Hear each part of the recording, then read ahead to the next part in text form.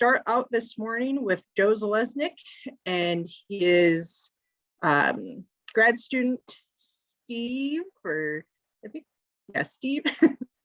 And I'll do a short introduction. We'll play a video for Joe, and then we will open it up for questions after. All right, so Joe Zalesnik is the Ndsu Extension Forestry Specialist and has been in that position since 2002. He has worked on a number of projects related to tree species diversification throughout, oops, now I can't see it, throughout his time. All right, that'll work. Thank you. Throughout the state, there we go, that was what it was. All right, I'm done.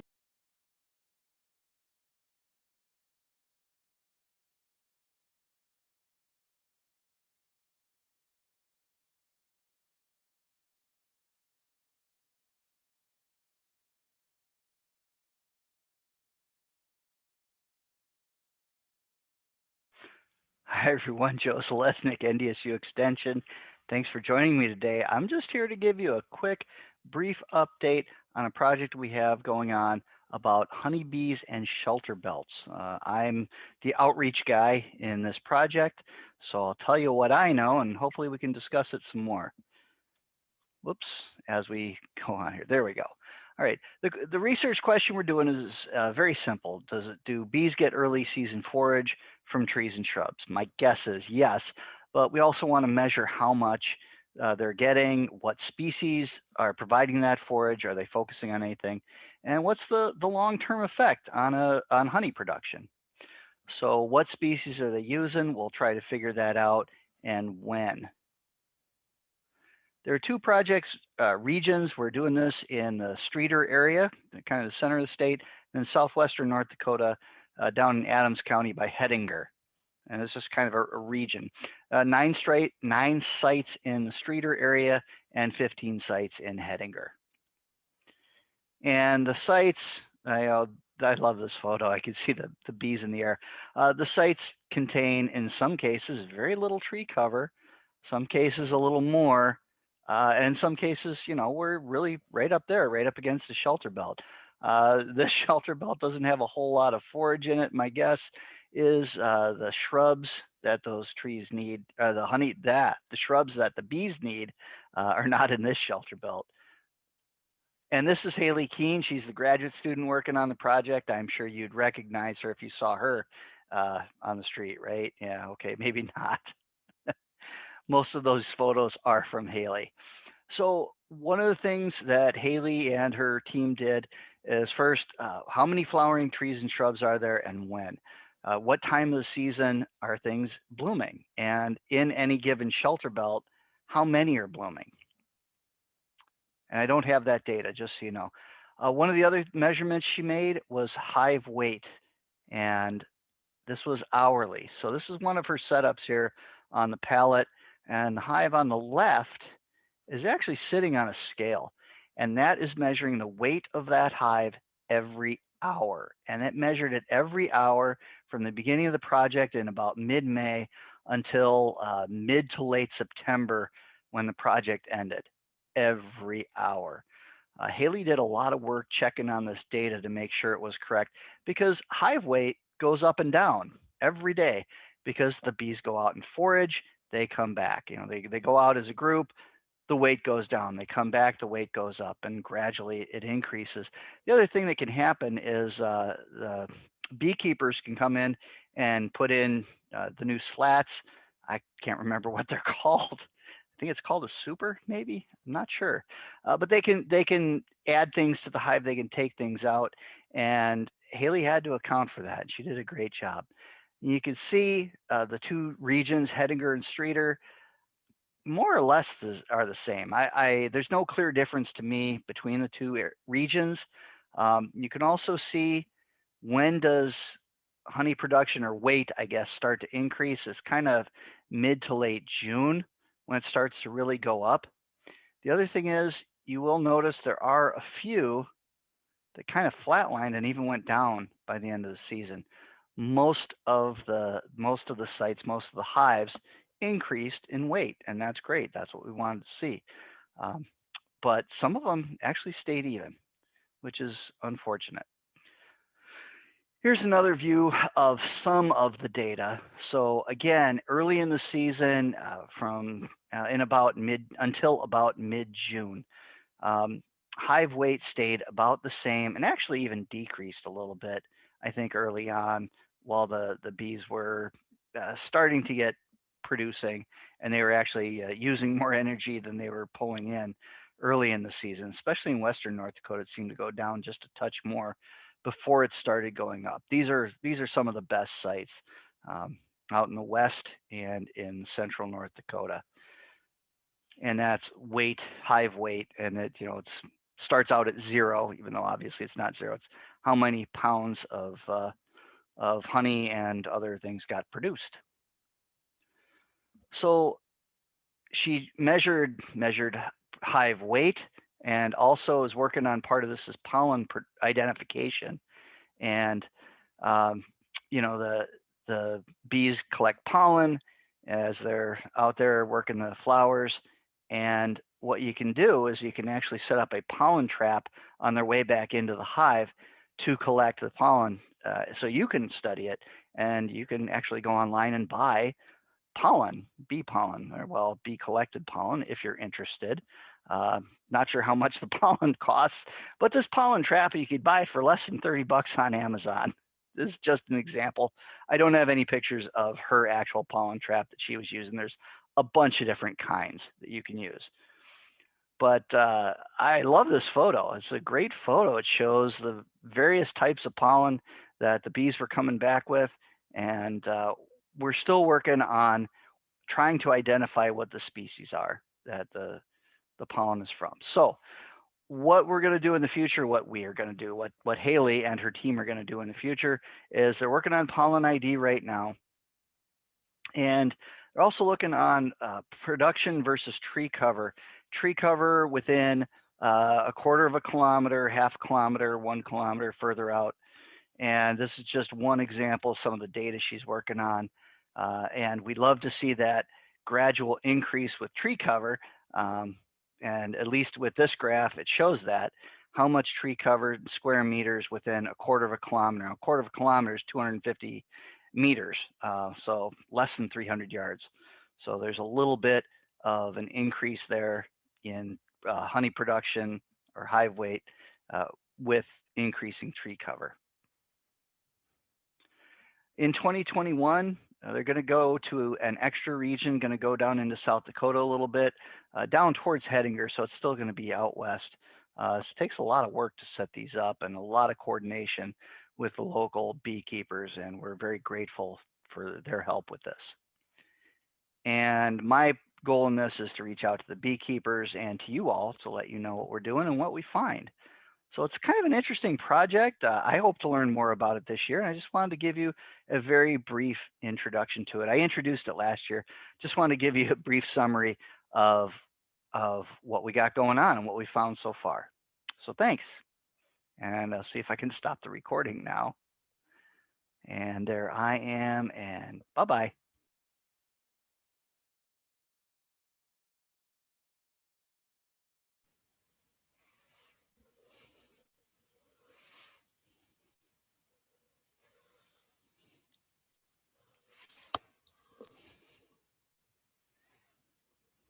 Okay, do we have any questions for Joe on his honeybee report?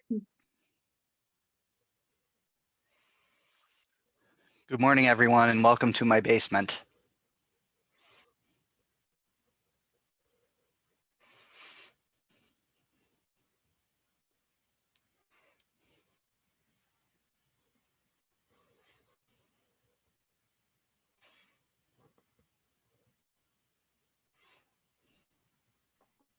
All right, Joe, it looks like you're off the hook for questions. Can I ask a question of our participants? My question is, what species do they see bees working or have had any experience with honeybees?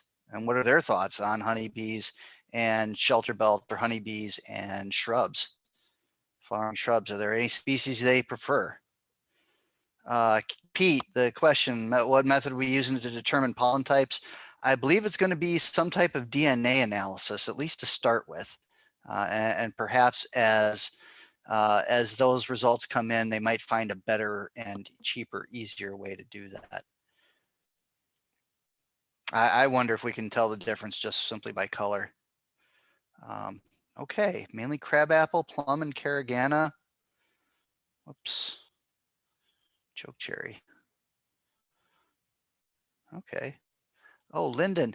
You know, linden's a little bit later than the others. I know, yeah, the bees love lindens, and the honey produced from linden trees is supposed to be better. I don't have that kind of palate to tell, but that's interesting. Lilac. I've seen bumblebees working lilac, but I don't know if the honeybees do. I'm sure they do. I've just never really seen it. I don't have a lot of experience with honeybees. Cotoneaster. Okay. Um, is anybody here a beekeeper? And if you are, what's your experience?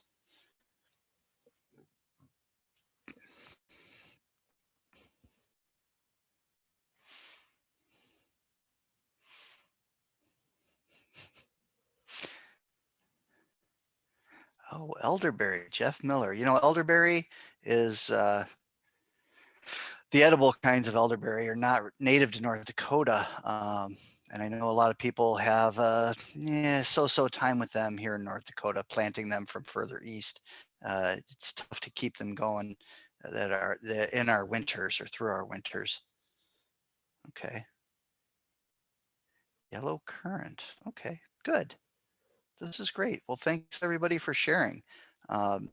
If you know any beekeepers, you can hook me up with. I know there's a lot of beekeepers in the state. Would love to hook up with them and plan to do that a lot this year. Get out in the field. So, thank you. Very good, Joe. Thank you. We will go right into North Dakota Arboretums with Joe Zalesnik then.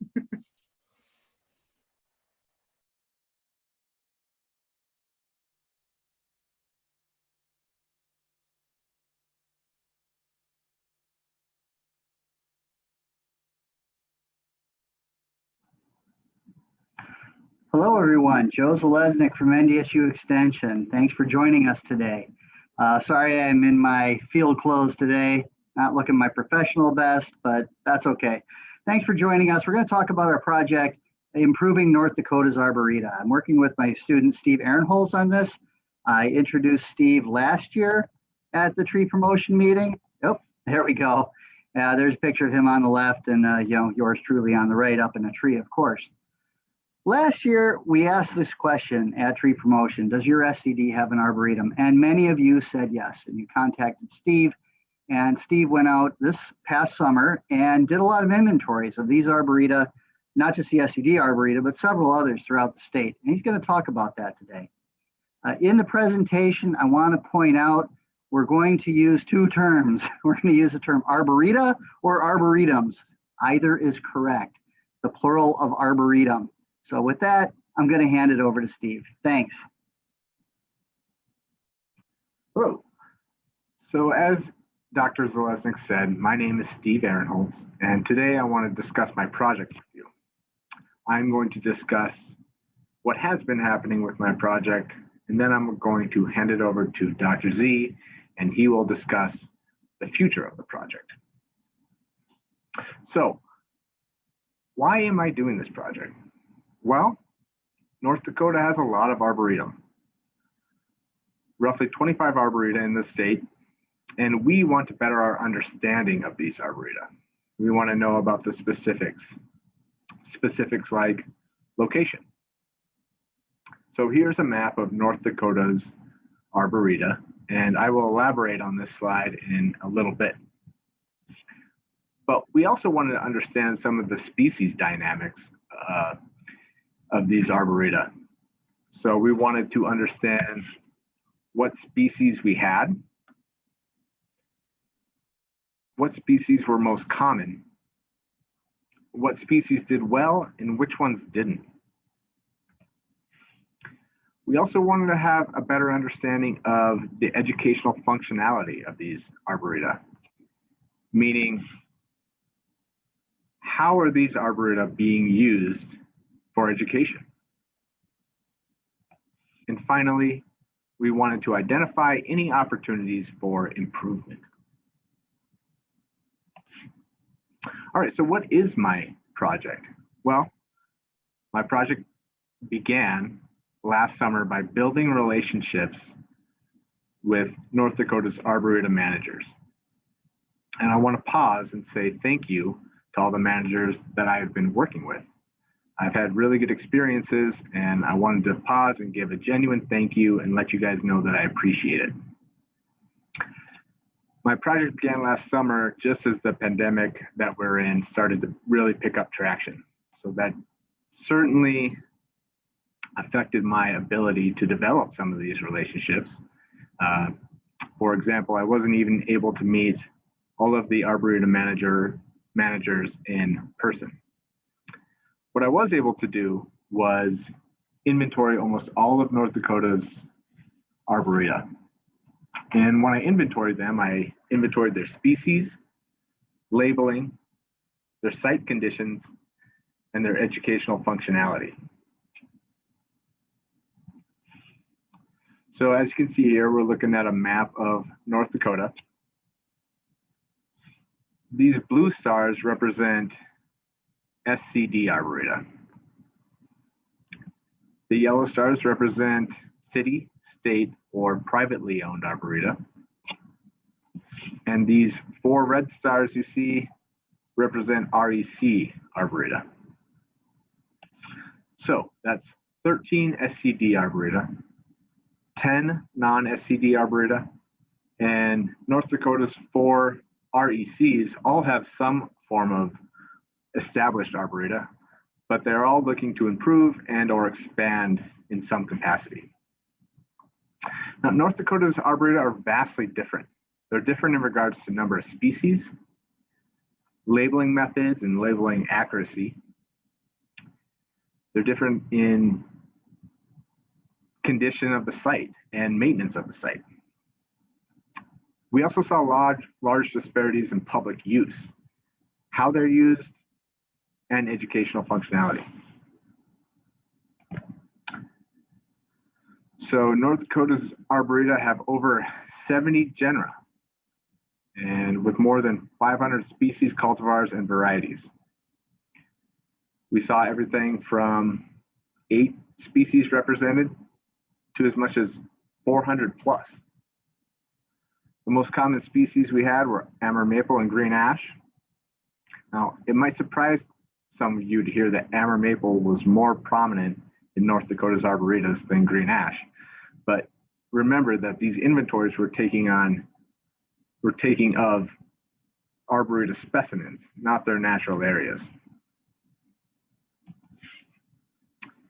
North Dakota's arboreta are a diverse group. They range in size from around 8 trees surrounding a small parking lot to a massive 80-acre arboretum with nearly 5,000 plantings. The mission is also diverse. Places like the state capitol serve as an educational green space for the public. Then we have an arboretum like Absaraka, and which its mission is strictly research. Funding, as you might expect, often comes from city, county, or state governments. However, North Dakota has some amazing people that fund and operate these arboreta all by themselves. So with these disparities in size, mission, and funding, it's not a surprise that we see disparities in public use as well. Of course, location plays a role in this. For example, one of our arboreta is in the middle of a city along a walking path, while some of our SCD arboreta are in more rural spaces.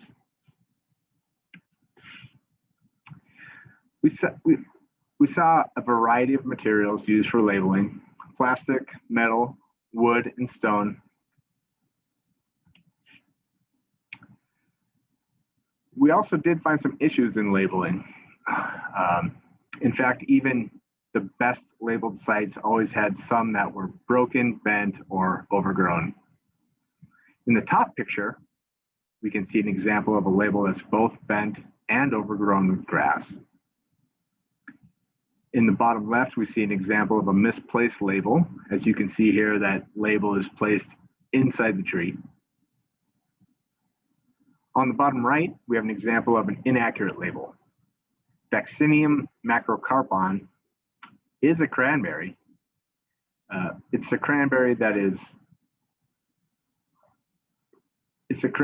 native to swamps and bogs, right? It's a cranberry that we pick up in the grocery store. The plant that the label was referring to is American cranberry bush, Viburnum trilobal. There are some alternatives to conventional labeling, a paper map, and then here on the bottom we have the ARS station tree map. So this map allows users to see their location in relation to a tree or shrub planting.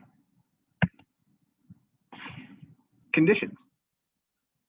Well, some are well maintained, some aren't.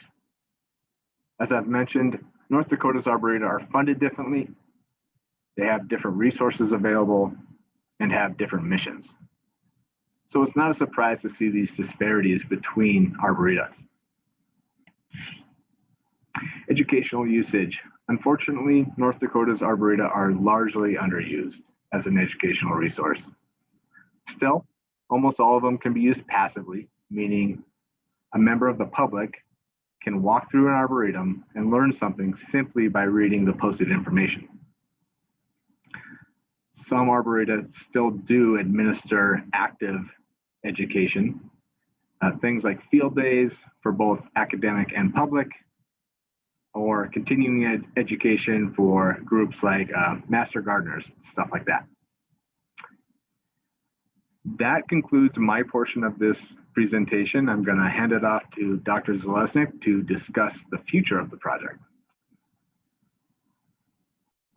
Okay, well, thank you, Steve. So what are we going to do this summer with this project and further into the future? Well, for this summer, we're going to have some workshops outdoors, and we're going to have those throughout the state in July on Thursdays. We don't know which specific location will be on which specific Thursday, but pencil it in, Thursdays in July. These are the 5 sites we're going to have those workshops in. Western Cass County at the NDSU Absaraka Horticulture Research Farm, the state capitol right there in Burleigh County, out in McKenzie County, Watford City. We're going to go to the NDSU Research Extension Center in Ward County, Minot in Ward County, and in southwestern Grand Forks County at the Myra Arboretum. By the way, Steve used the term REC earlier. That's the Research Extension Center, not the Rural Electric Cooperative, which I've made that mistake before. Told people to show up at the REC, and well, they went to the one that I wasn't thinking of. Anyway, so we're going to have some workshops this summer. I also want to talk about educational resources, what's available, and I want this to be the beginning of a discussion. What do we need? What should we expand on? What's already available? Well, one of my predecessors years ago constructed the North Dakota Tree Handbook, and the Tree Handbook is a great resource.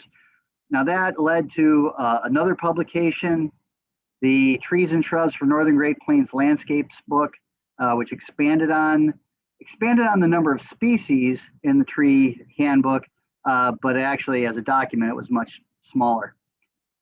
And that has led to the Tree Selector. We added a few more species to that, and we need to expand on that now too. It's one of my projects. So we've got those, NDSU Extension over the last couple of years. We put together a couple publications specific to a specific genus, pines, and then another one for elms. Most of these that we have, most of the species and cultivars we have in these are not really suitable for shelter belts, just so you know. Yes, there are a few that could be used, but not too many of them. We have a publication on ash tree identification as part of our Emerald Ash Borer resources. And I know who can't identify an ash tree? Well, you'd be surprised, because ash can look like other species, especially box elder. And occasionally we get a call, somebody says their ash tree died and it's really an American elm. It happens. So we got that.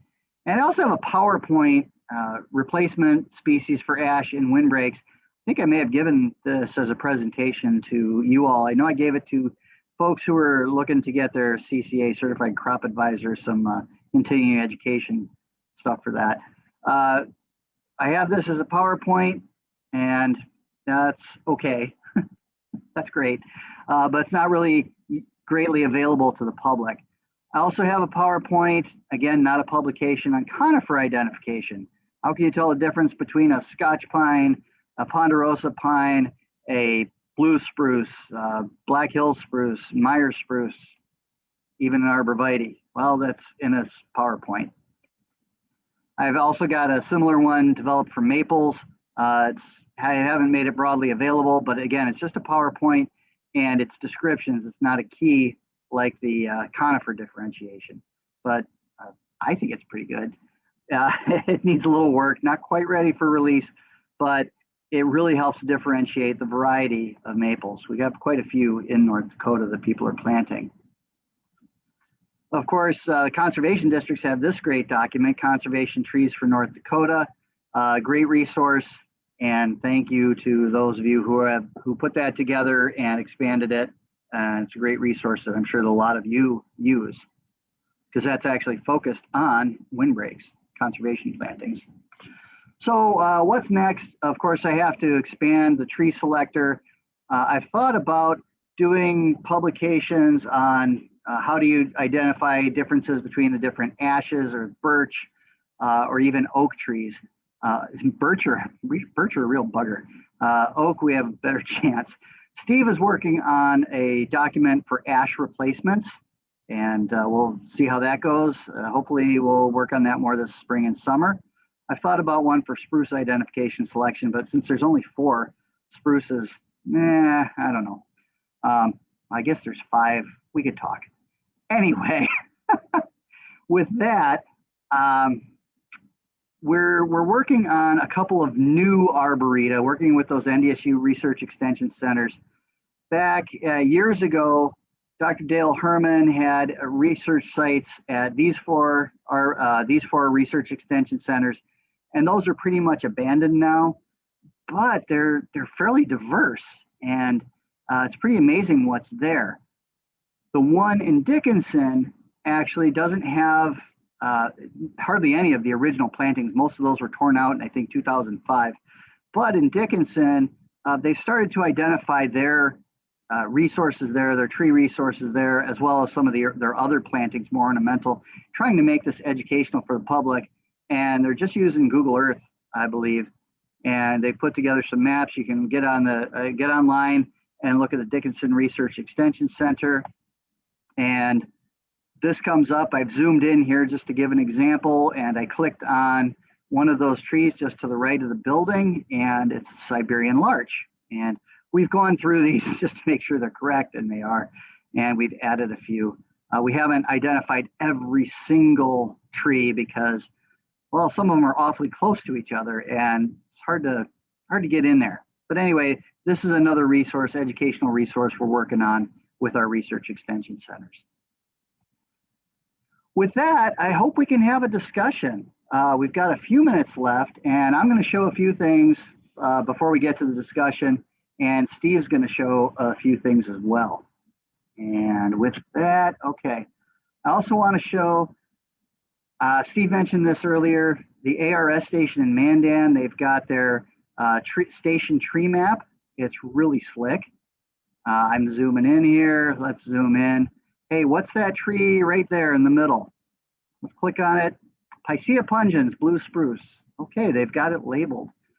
This is great. How about down here? What are these little ones down here? Junipers. Okay, we don't know which species, but there are junipers. And this is a really great setup. I think they're using pretty high-level GIS software, Esri, so it's ArcMap or ArcGIS, things like that. With that, I'm going to head it back over to Steve. He's going to look at the North Dakota tip tool and some of the inventory work he's done there. Thanks, sir. Yeah, so as Dr. Zalesnik said, part of my project, as well as inventorying all of these Arboretum in North Dakota, I'm also uploading these into a software called Tree Plotter. And this is available to anyone to view. So the website, as you can see up here, is ndcitytrees.org. You can go to this website and view which tree is where, like clicking on this one, Ohio Buckeye. Over here, Tatarian Maple, Black Hill Spruce, and so on and so forth. And I'm doing that for all of the Arboretum that I have inventoried so far. Yeah, pretty great site. It's pretty similar to the ARS station map that Dr. Zalesnik just showed you. And so with that, I'm going to hand it back to Joe, and we're going to take a look at some pictures. Okay, thanks, Steve. Just so you know that this Arboretum here is in Castleton, North Dakota. All right, we got about a minute and a half, and I want to just show some of my favorite photos from the various Arboreta. Actually, it's mostly the Myra Arboretum in western Grand Forks County. I've always said red maple doesn't grow in North Dakota, but you know what? You get outside the Red River Valley and it might have a chance. This is beautiful. I believe it's a Northwood red maple at the Myra Arboretum. This is in Park River, just a shrub, an ornamental shrub, some type of 9-bark, and it might be Dart's Gold. I'm not sure which one, but it's just beautiful. And in Park River, right along the main road there, they've got this corkscrew willow and down the side street. Park River's got a really nice arboretum. I'd highly recommend checking it out. The one thing they don't have is labels, unfortunately. This is in the city of Langdon. They've got quite a nice setup there, although their arboretum has changed over the years because of construction work here in the park. Their labels are pretty simple, you know, just something they did on the copier, put in a grommet, you got a zip tie. This label is not correct. Showy Mountain Ash, the name's not quite correct, but you can make a label out of anything. You know, it doesn't have to be metal or plastic. You can make a label out of anything you want. At the Myra Arboretum, we're trying to clean up some of the junipers. I'm sure those of you who run Arboreta, the maintenance can be a bugger. They're being invaded by all these deciduous trees. We're going to go a little long here. And it takes quite an effort to clean those up, try to keep the focus on that specimen, that juniper. And quite frankly, it's just nice to be there and see these things. I can't remember how I took this picture because there's two hands in the photo. That might be Steve Sagasser's hands. I don't remember. But, you know, you can look at the pine cones early in the year, or you can look at the flowers of the crab apples. And you can frame the photo a little differently, what's in the foreground or background. That was kind of fun. Frame it this way. I think the one on the left is one of the candle crab apples or spear. I can't remember. There's so many different crab apples out there. It's pretty amazing. I believe this was gray dogwood. Can't remember. It's one of the dogwoods. I believe it was gray dogwood in late summer. Just beautiful blue fruit. Go figure. Very unique. And the spikes, the thorns on a black locust. I wanted to show that. A lot of fun. In the fall, that's a white ash in the foreground. And several, I can't even remember what those are, but that's at the Myra Arboretum as well. And just a few more fall photos. Oh man, it's just beautiful out there in the fall. So get out there, enjoy your Arboretum, and use them educationally. There's a lot of opportunity there. With that, I think we're gonna stop recording and we'll go to a discussion now. thank you very much for joining us, and we'll talk to you soon.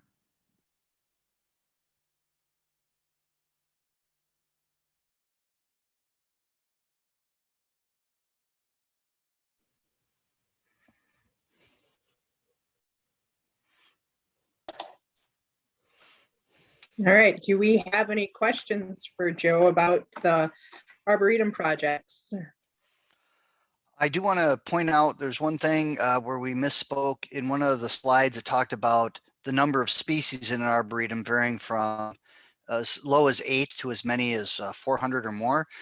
And that 400, that includes all kinds of cultivars. How many crab apples are out there? Dozens. If you want green ash cultivars, there's at least a dozen that are still available. So I want to point that out. It's not 400 species, it's 400 specimens, which includes cultivars. Okay. Oh, the question was the last photo nannyberry. I don't know. I'll have to check. I don't remember what I had. So actually I'm going to that slideshow right now. And oh, the last photo. I wonder if I'm allowed to share my screen. I am. Okay. That last photo is actually a barberry. I believe this is Korean barberry at the Meyer Arboretum. Just beautiful. There's another barberry, I think it's Japanese barberry in the eastern US that's actually pretty invasive. We haven't seen that here in the Meyer with that, in North Dakota with that species. Okay. Will we be contacting the districts? Absolutely. You know, we're going to send out an invitation to the districts, to extension folks as well. This is going to be for training for natural resource professionals. The trainings are going to be about an arboretum. Yes, species ID, of course, and examples of species, but more than just species. It's how do you run an arboretum? What kind of labels should you use? What's within your budget? That's part of it. What are some of the advantages and disadvantages?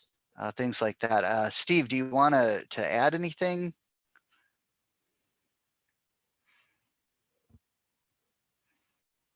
We'll see if Steve wants to add anything. Jeff Smetty, Grand Forks, it's McAtee, you mentioned Larimore Dam. Yes, that's where the Meyer Arboretum is. It's at the Larimore Dam. It's part of that project. McAtee, I didn't know there was one there. Thank you. We'll add that to our list. Actually, we missed a couple. We missed the North Dakota Forest Service Arboretum in Lisbon for one.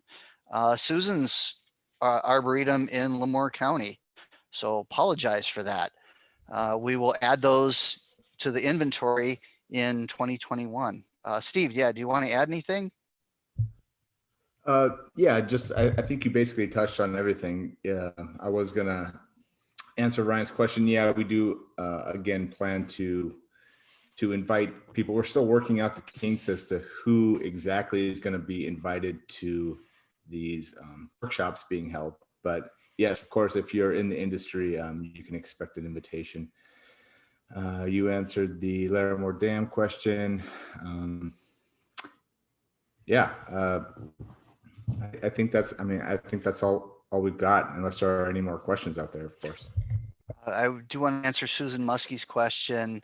The PowerPoints, they're not available online. Let me know and I'll send it to you. Or actually, I'll probably put it in a shared folder because they're just too big, too many photos. Jeff Smetty, can you send us a link or an email talking about this McAtee site and who might be in charge of it, who we should contact about it? That would be great. Aaron, potential alternatives for Eastern Red Cedar.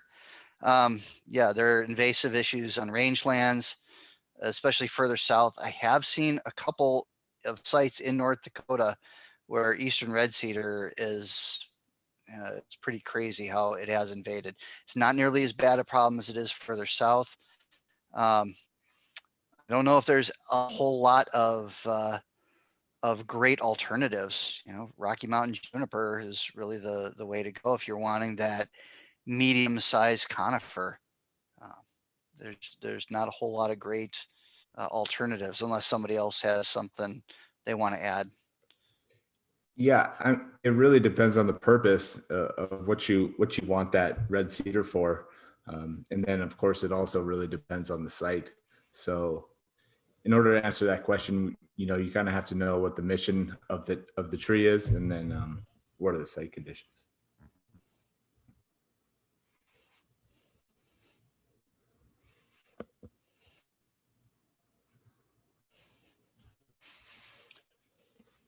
Do we have any other questions?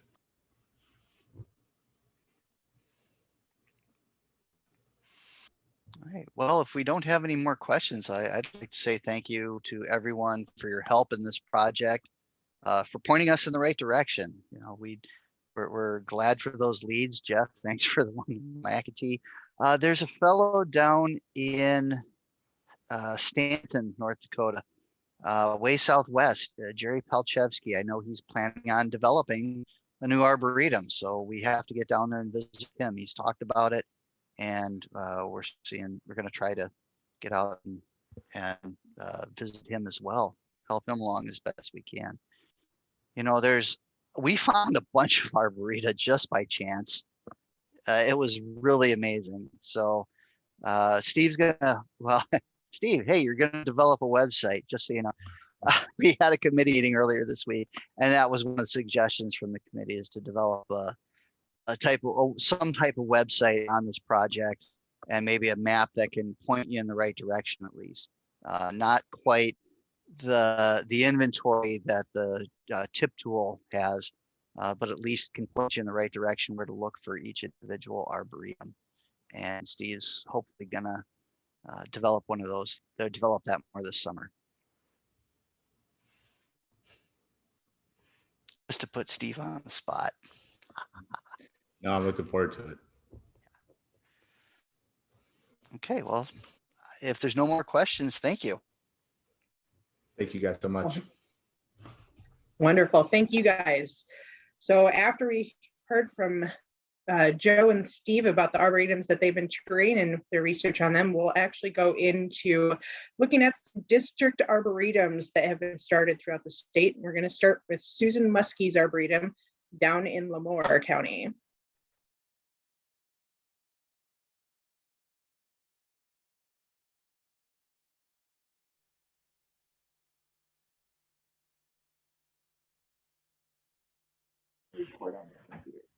This is Susan Muskie. I am here to tell you about our Arboretum project through the Lemoore County Soil Conservation District. So late in the fall of 2017, Don and Mary Lou Jensko approached us and wanted to donate 2 acres of land to the Lemoore County Soil Conservation. So I wasn't prepared for this, you know, so it rose a lot of questions in the beginning. Can we accept it? Will it get used? You know, can we afford to build an arboretum? Does it fit with our goals? You know, can we actually use our funding for this type of project? In talking with Don and Mary Lou, they had hoped that we would plant some of the unique horticultural varieties out there on this arboretum. You know, and that's what they're donating the land specifically for, the purpose of education on trees and things. And I said, well, you know, as a soil conservation, we have to be careful with how we use our funds, and we really want this as an educational promotion, you know, for the trees that we plant for windbreaks and shelter belts. So we came to an agreement that we would plant 80% conservation trees and about 20% of the unique horticultural varieties that can be grown around here. So this is what the 2 acres of land looks like. Mary Lou's place is just to the north of this area. And then this was just a little 2-acre hay meadow they had. Small pile of equipment that they had in the middle there. They cleaned that up. And then there's one big giant old willow tree in there, and then a couple trees neighboring to the south. So when we first got started, you know, there's a whole bunch of questions. How do we do this? Do we hire an architecture to design it? You know, how do we even design an arboretum? Are we going to need a deer fence? Do we need to make it handicap accessible if we have a walking path? You know, what about watering the trees? Do we need to dig a well? Are we going to get fancy and add, you know, features and mounds and edging? And very quickly, it became very overwhelming. You know, I started Googling Arboretum projects, and this is what came up, and I thought, holy cow, this is beyond me. So we just decided to keep it simple. We had to tone things down a little bit and make it something that we could actually handle. So I went and I viewed the Arboretum up at Absaraka, and I found something that I absolutely loved, and I thought, well, this is manageable. We can add mulch around trees with some nameplates, and we can do that. So some decisions were made. Basically, we were gonna keep it simple. So finally, in August of 2018, we just grabbed a shovel and we were ready to plant some trees. We have a local greenhouse that had some potted trees for sale, you know, so at that late in the year, that's about all we could plant, but we were excited to get going. So that's what we did. Here's a picture of Mary Lou Jensko standing beside the very first tree planted in the Arboretum donated by her. So that's kind of neat. So I was the architect, quote unquote, on hire for this. And so it was up to me to come up with a design. So I got out my graph paper, or a spreadsheet rather. And these are the first trees that we planted in the Arboretum in the fall of 2018. We planted 7 potted trees. Here we are standing beside the second one planted. And then I decided to just go to town and start making a plan for the next spring. We're excited to get this project up and running. And so we left a little space in the northeast corner for the unique horticultural stuff. And on the south edge, I wanted to plant some woodbine down there to grow up for kind of a privacy to the neighbors to the south. Later, we decided to change that to grapes because I realized woodbine are poisonous and I didn't want to attract the public and have a poisonous berry on a fence. But I also wanted to know exactly where the property line was to the west because there was a field there and I wanted to make sure we planted our trees far enough off that property. So as you can see on this image, it looks like maybe the property that I thought we were owning is even encroaching on the field a little bit. So I thought, oh, it's, you know, very important to know where that property line is. Well, this led to an interesting little wrench in the project because this is what the city map looks like. This is actually within city limits. And so what we own is actually lots 1 through 12 and 13 through 24, which means we do not own the alleyway or this roadway. So this was kind of interesting to me. Now remember, we've already planted a few trees out here. So when working on that, maybe I should back up a little bit. They said just, you know, I asked them if they would abandon the roadway and abandon the alleyway. And they said, you know, no, they didn't want to, and it was a little involved. You know, maybe just don't plant anything in those particular spots. So we were going to try to avoid that. In this process, working with some of the people from the city, we found out that this area has been also sprayed with Tordon in the past. So this project that I'm so excited to get going now has a few roadblocks in it. We did some testing, which is very expensive, so we only tested 2 spots, but they did not find any Tordon. Not to say that it couldn't have moved or leached in the soil, so we might still be in trouble years down the road. But anyway, for now at least, we can move forward. So by the spring of 2019, we have about 20 trees planted out there and a few shrubs. The little yellow circles are the unique horticultural varieties up in the front. And then the bigger circles all represent the adult mature canopy that it'll eventually be. When you overlay the roadway and the alleyway, you can see largely we tried to avoid this. However, one of those original trees I planted in the beginning does actually creep onto the roadway part. So this is what our Arboretum now looks like. So it's really taking shape nicely. We ended up putting a sign out there, welcome to the Arboretum. We got that out of Newman Signs in Jamestown. It looks really nice. The public is now taking notice of this and asking questions. Here's one of our planted trees, and you can see here the little individual signs that we ended up putting by all of them. So that actually was a nice little feature to it, and really not expensive at all. I think the holders were about $7, $8, and then the sign itself was another maybe $6 or $7. We ended up purchasing watering bags. They hold 15 gallons each, and then it drips out the bottom slowly. So we just bring a tank filled with water. Here we are putting up the Grapevine Fence. I did not know a lot about fencing, so this was definitely an interesting project. Talk a little bit more about that on a video in the end. But the grapes grew very prolifically. These are only the second year grapes. Valiant is the variety, and they're really taking hold. So we got lots and lots of grapes off of that, even just by the second year. The public really enjoyed coming out and picking those grapes. So this is what our Arboretum looks like today. After this year, 2020, we have about 70 trees, shrubs, wildflowers, and grasses. I did kind of give up on avoiding the road and alleyway, deciding that if anything ever happens down the road, we'll just be responsible for removal. But so, you know, now we have the pink circles show the wildflowers planted, the green circles show the grasses, and then the others are the trees and shrubs. We have a designated parking area in the northwest and then sort of a pergola area to walk through. It's really looking nice. So everything is coming along really good, but we are in need of maintenance. So now that we have built it, now we need to take some time to maintain it. We have weeds, we have, you know, some fences around them that need to come down. We have this little gall thingy on this oak tree that we probably should have taken care of right away because now there's a lot of them. We did buy some potted stock in the beginning, and I do like potted stock and the fact that you can plant it, you know, later in the season. My favorite is bare root, but of course that has to be planted right away in the spring. And potted stock works good for a lot of things, but for maples, when the roots grow so fast, you just get a lot of circling roots. So you really have to take some time to slice through those and get them to open up. You can just really see the roots here. And this particular tree never did root out there nicely.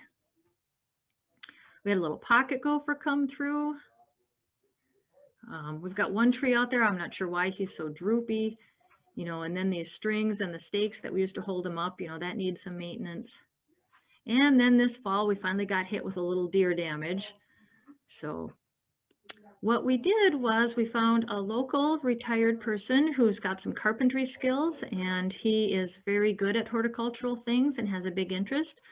So he donated a lot of his time, but helped us clean up the Arboretum, and he actually built us this pergola to walk through, which I think looks really nice. Little entrance area there. And so here it is kind of taking shape. We've got a bench out here. We've got our little features in front with, you know, just some rocks and some driftwood. Here's some of the unique things up front. That's my daughter posing with some weeping carragana, otherwise some mini twist pines and the weeping spruces. So it's really coming along nicely. Some of the wildflowers, a Maximilian sunflower and a little blue stem there. Our project total has come to, over the 3 years, $9,500. Most of it has been in the plants that we have bought because we're trying to buy bigger stock just to get it, you know, up and running a little faster. Certainly we could have saved most of this money planting smaller conservation stock. And then it's just what to have in the future. You know, we'll want a few more shrubs probably. I'd love to have a geocache site out there, maybe a picnic table, and mostly just to maintain what we have.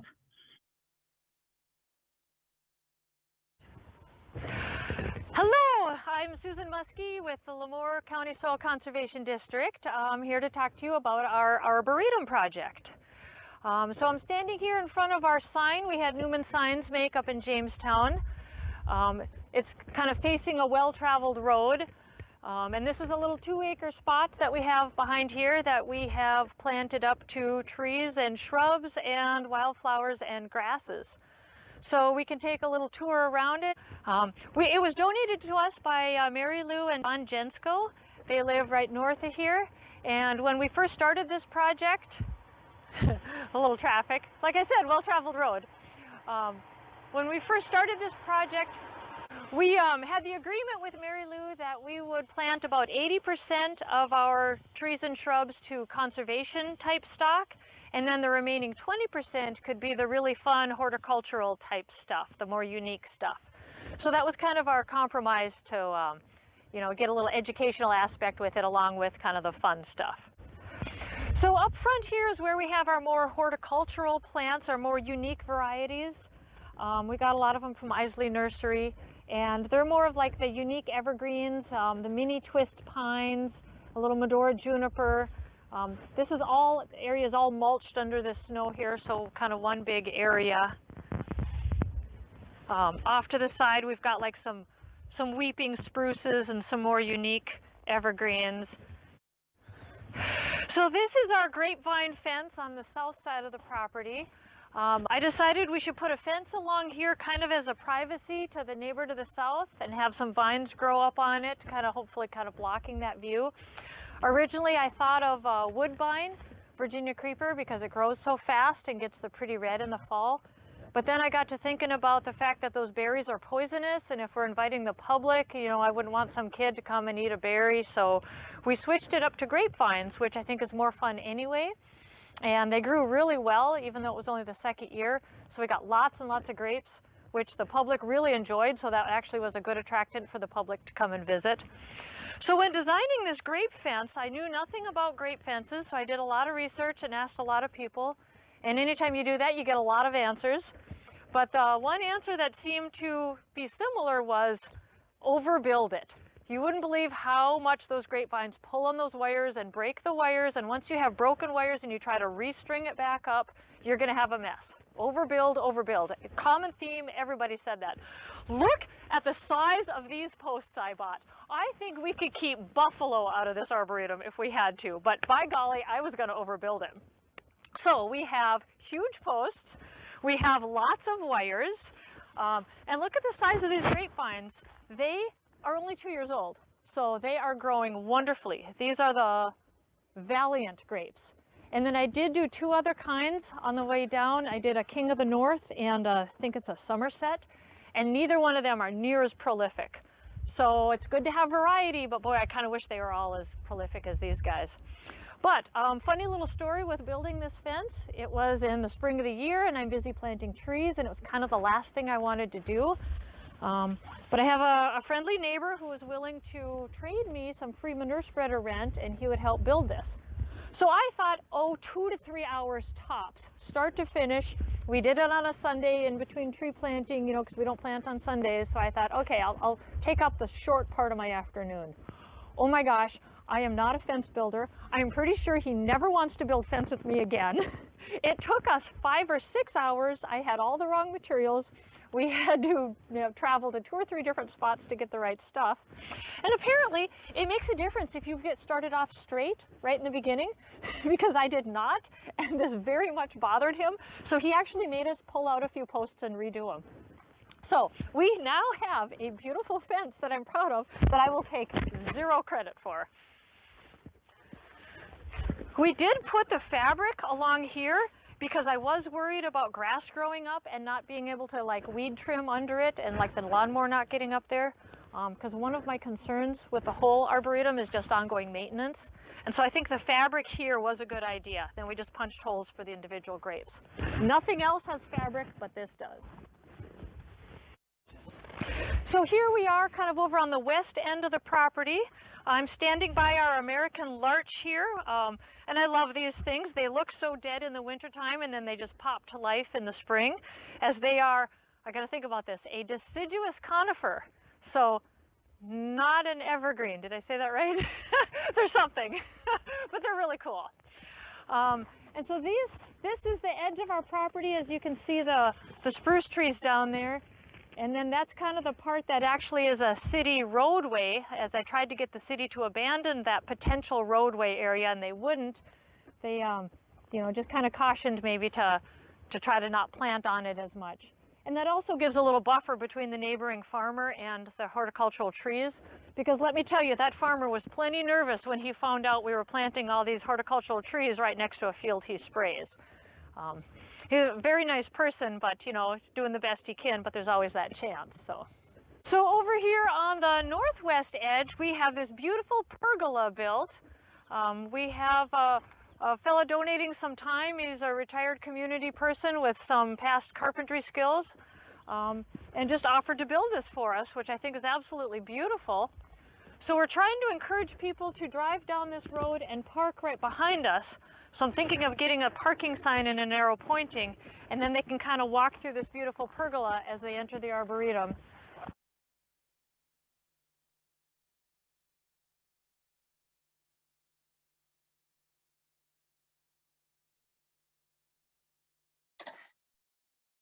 Wonderful. There was a lot of questions in the chat box, so I'm glad that this sparked a lot of curiosity amongst everybody.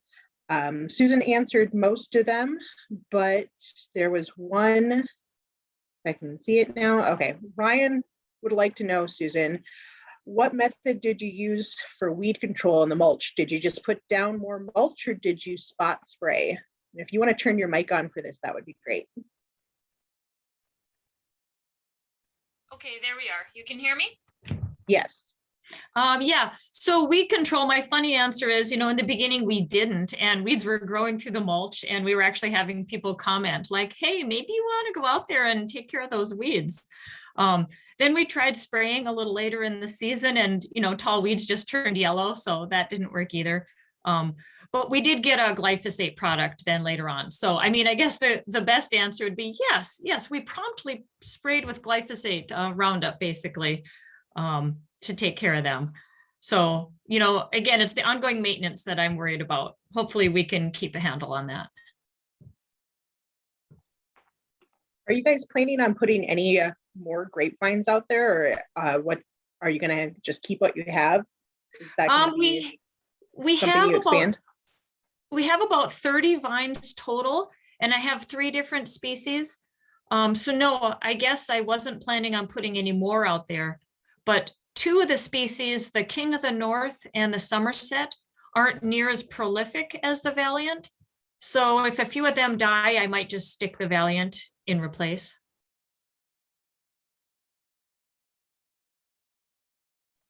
Very good. I saw that Joe mentioned about maybe taking the vines off of the trellis in the wintertime. And Joe, do you want to pop in and say why people do that? Do you know? Yeah, it's just simply a question of hardiness. I think anyway. I'm not a grape grower. Yeah, that some of the varieties are more hardy than others or less hardy. And for those ones that are less hardy, they try to pull them down and get them covered with snow. And Jeff Miller, I guess, is a grape grower too. Maybe he's got something to add here.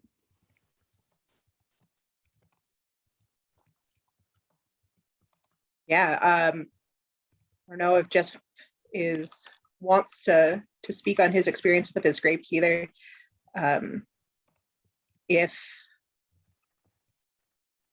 If Morgan can make him a co-host quick, and then maybe he can pipe in on it. In the meantime, Susan, Sarah wants to know what you did with your pocket gophers. Yeah, I was just starting to type that in. For the longest time, we didn't do anything, and that little bugger was just doing more and more damage. The neighbor was worried about their cat because I wanted to get their complete okay with, sticking some poison underground.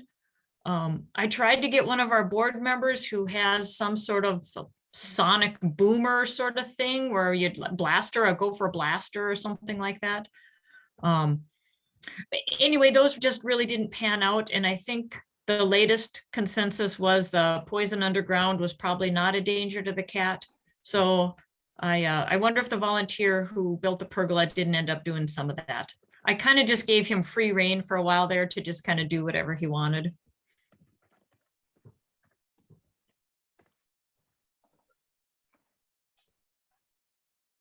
Okay.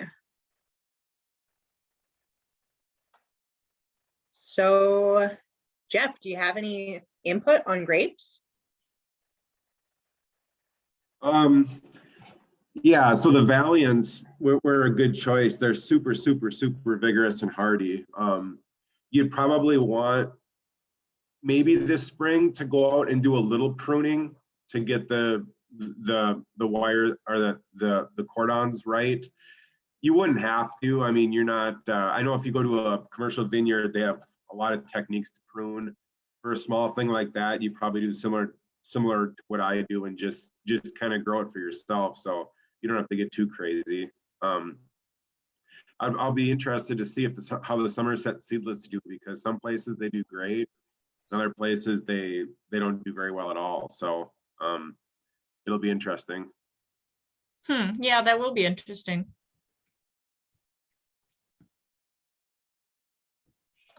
I think our Arboretum is too young to really know which species are the pain in the butt species. I do think, though, that will become evident in time. You know, but really, most of these have only been out there 3 years. So far, I haven't really figured that out yet. Susan, do you know what CTSG your site is on? It's listed as a #1. It's listed as kind of a riverbank floodplain. It gets a little bit of standing water pooling in the front corner where those unique horticultural varieties go. But I don't see it as actually flooding, so I'm not too worried about that.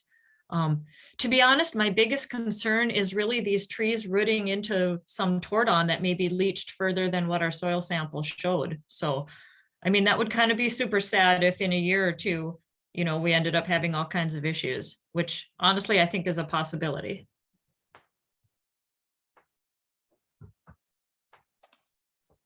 Fantastic. It looks like we have one more question from Connie. We have some river grape in our Arboretum in Grant County. We really have to watch that it doesn't spread into the trees. We do have to it growing on structures over a walkway. That would be pretty cool to see. Are you planning on putting anything on your pergola, Susan, like vining structure? Well, honestly, the fella who built it, he asked me that right away if we wanted to put some sort of fun vine on it. So I'm not sure. What do you guys all think? I love the idea of some river grape out there, but yeah, that's interesting that I need to be careful that they don't get too prolific. So that's good to know too. But yeah, if anybody has any suggestions, I'm all for it.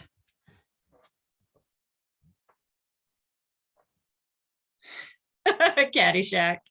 Yep.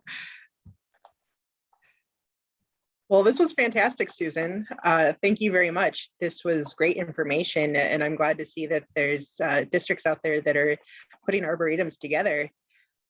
We have one more arboretum to show you that's a district ran, and that is coming from Chad Thorson down in Burleigh County. So we will get his video put up, and we are running a little long right now, but that's fine. The next session is just trivia, and then we're going to open that up for some question and answer stuff too. So we'll get Chad's video put up and we'll get going.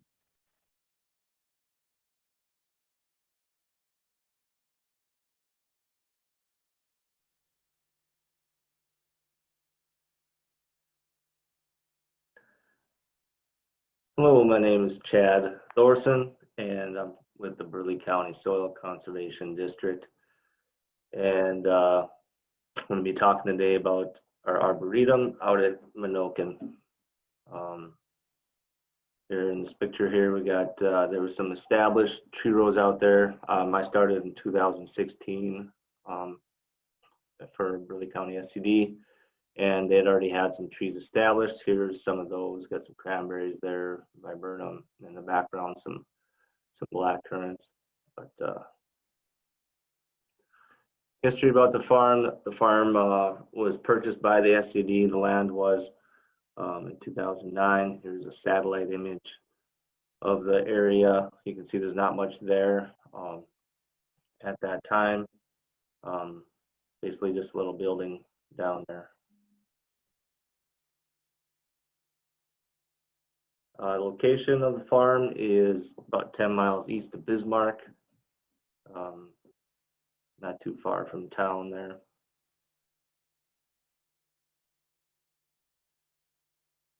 So when I started, they had talked about doing an arboretum out there, and so with the already established trees in that area, we looked at the soils. Obviously you can see there to the west, It's a CTSG1. That was better than ideal, I guess, as far as planting trees.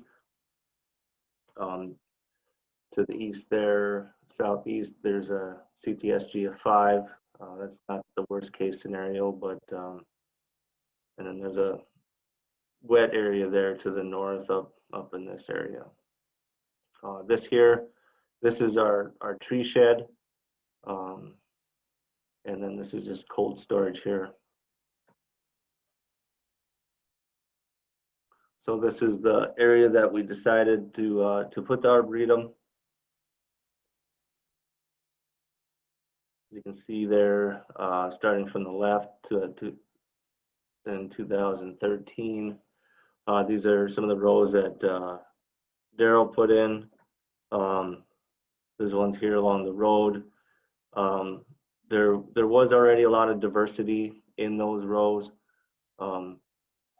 but we wanted a place where anybody coming to purchase trees or any visitor could come and see pretty much whatever tree we would have for sale or available.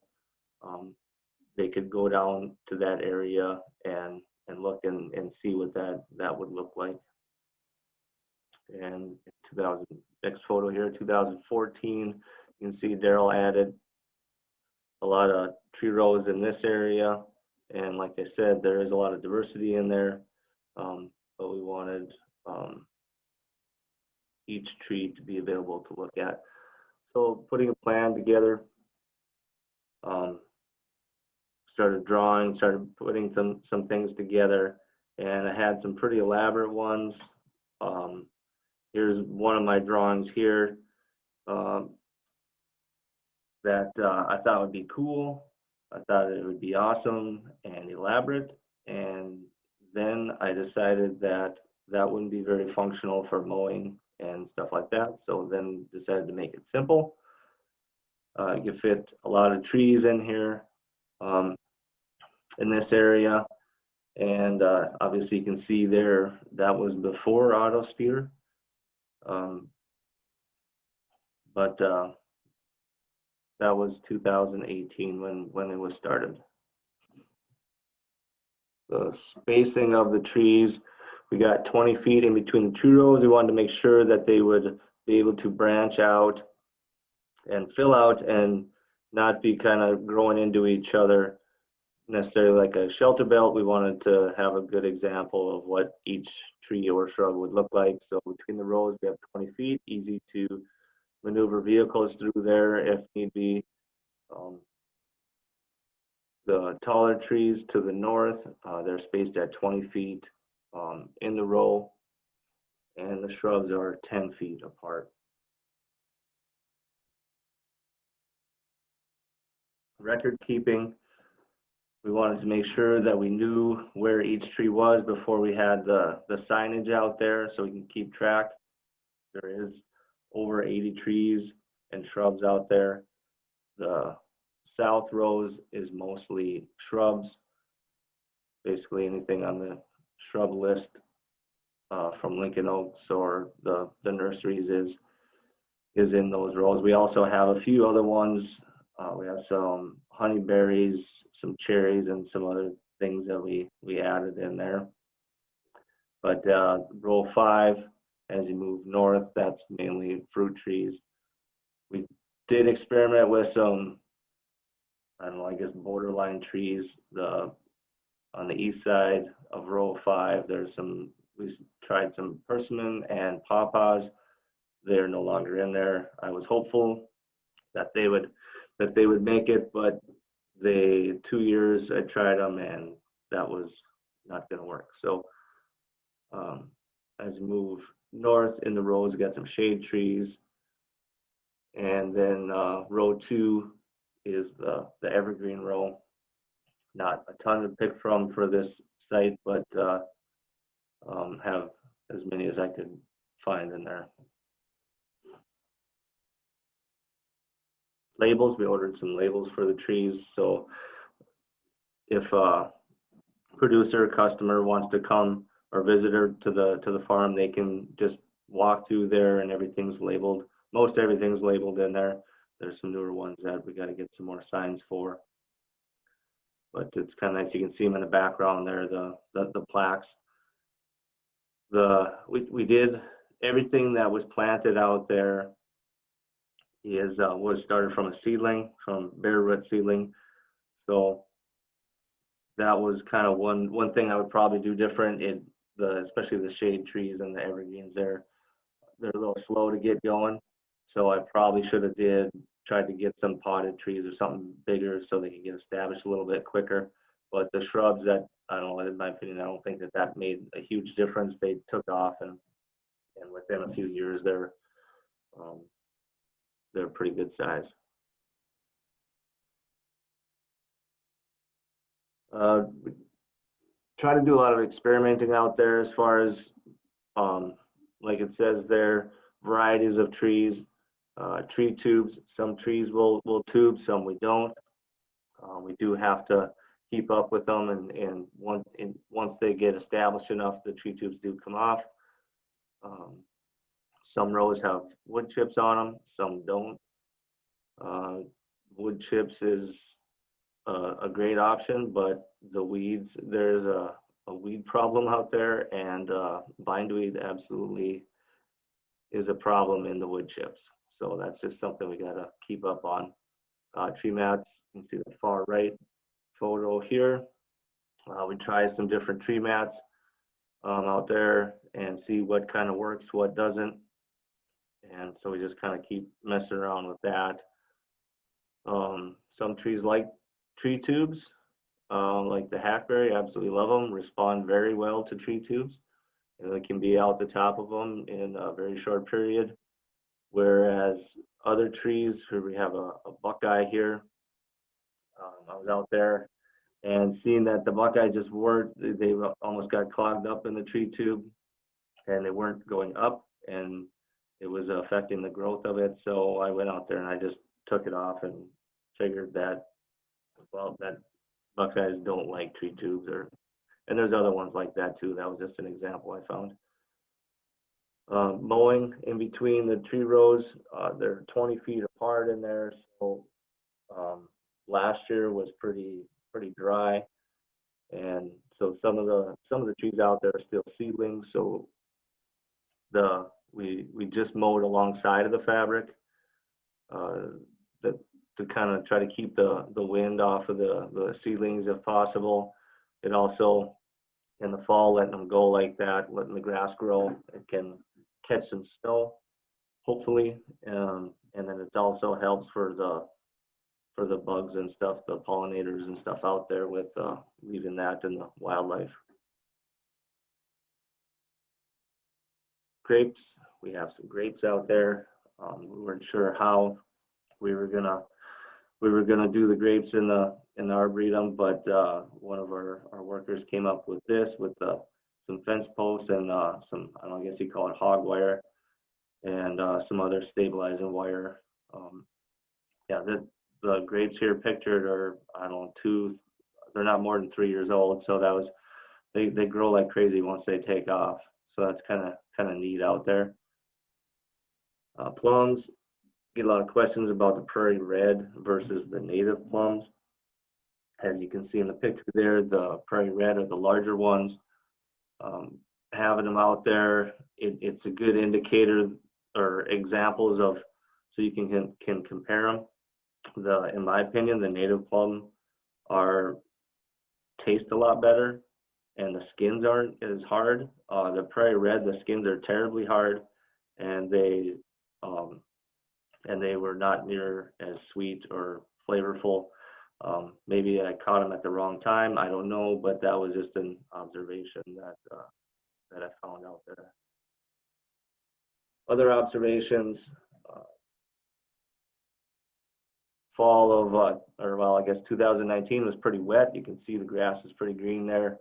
So in the fall, the winterberry pictured there, they were kind of that lime green color turning pinkish, and they were really neat to see. They lasted that color for probably over 2 weeks. That was kind of neat. Last year I noticed that they didn't get that color at all. They kind of just went straight to that tan went straight and didn't really turn colors. So that was just some observations. The far right photo, there we have some Russian sage. That was just something I thought would be neat out there for some color when not really anything else is blooming late summer. That good pollinator attractant, and just something nice for visual. Maintenance, we try to keep up on the mowing and weeding. There's always weeds to pull out there. We just try to keep up the best we can. If anybody's ever looking for something to do while they're out there, feel free to pick some weeds when you're walking through. Replacing dead trees, not every tree makes it out there. Like I mentioned before, if I try it 2 years and it doesn't, 2 years in a row and it doesn't make it, we're going to try something else. We do a little bit of pruning out there. There's not a ton. The tree tubes do a lot of pruning for us on those trees, but there are a few that we gotta kind of keep up on so they don't get out of hand. There's a few wildlife out there, rabbits, deer, sometimes even goats, but yeah, they're not, rabbits and deer aren't a huge problem, but it's pretty frustrating when like the larch, I struggled to get those going, and then the one year that they actually took off, a deer got after them, so that was pretty frustrating. Future plans, I think the only thing besides just the general upkeep of the Arboretum is we're going to try to put some tree rows in this area here along the wetland, try to do some willows and poplar and stuff that I think they'll do a little bit better over here than they will over here. So that's in the future plans, but yeah, that's about it for now. And here, I guess with this image, you can kind of see here we have some wood chips, fabric, wood chips, fabric. So that was, you can kind of pick that out on the aerial photo.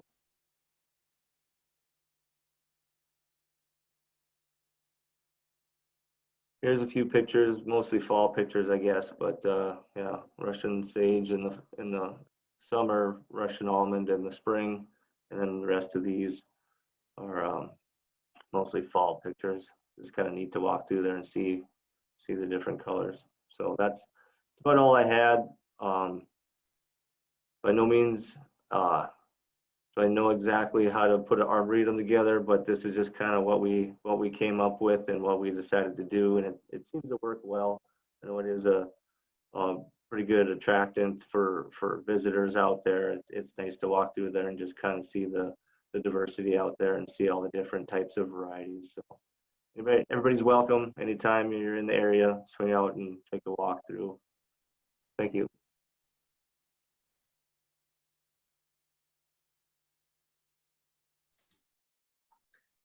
All right. Do we have any questions for Chad? I guess if Chad wants to turn on his mic, I think he's on. Or maybe not. Yeah, I'm here. Oh, there you are. Okay. I do have a question for you, Chad. Are you planting like a certain number of species per row? So are you planting like a group of 5 for a single kind of tree so that you've got several in a row together? Or yeah, yep. So if not on a lot of them, but some varieties like the hackberry will have the northern, the Oahe, or I guess the honeysuckle, we have probably like 3 or 4 different varieties in there.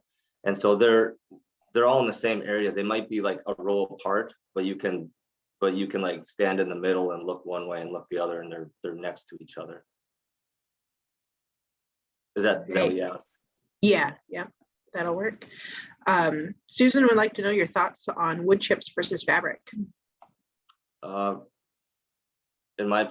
Fabric is just a lot easier. It's a one-time deal. Wood chips, it definitely holds more moisture in there, but the weeds out there, there's Russian thistle and bindweed and other stuff out there, and they absolutely love the wood chips, and you can't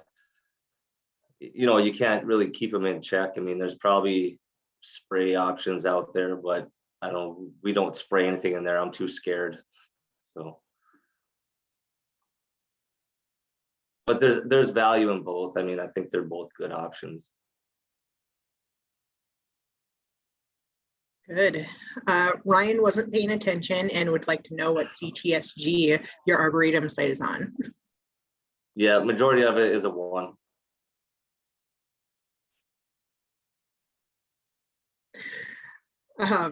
Do you have your trees labeled out there?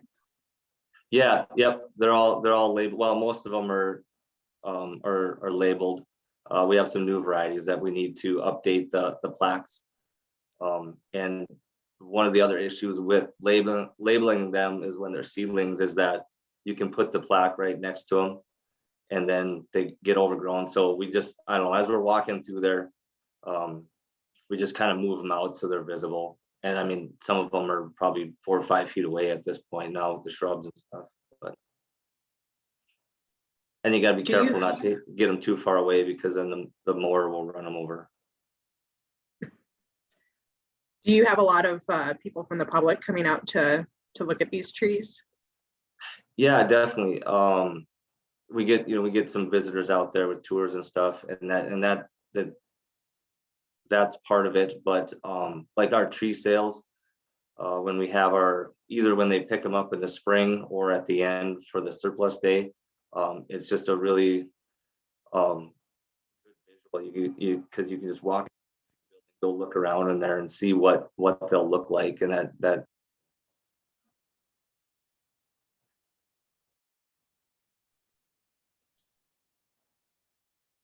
Fantastic. Connie says the Grant County Arboretum was planted in 1992. Fabric patches were put on each tree. By 1996, they had to take the patches off because they were girdling most of the trees. So I suppose that is going to be a continual maintenance project for you guys out there to make sure the fabric's not growing into the trees. Yeah, for sure. I mean, that's just part of it. Usually in the mornings during tree season, I'll go down there and I'll walk through there before the crew gets there and just kind of see what we need to do, and we try to keep up on it. If we have a slow day or something like that, I mean, that's a definite option for the crew. If they want to, keep working, they can go down there and take care of that. There's always stuff to do in there. No, I'm sure. It's a big project. All right, do we have any more questions for Chad? How often do you have to water during the dry season this year? This year we didn't water. In past years we have. There's a water tank we take through there, and just every couple of weeks or something we'll give them water. But we do have the option. I guess we discussed it when we started it, as far as like putting a drip system or something like that out there, and we kind of went away from that. But I don't know. I guess it's an option. But this last year we didn't water at all.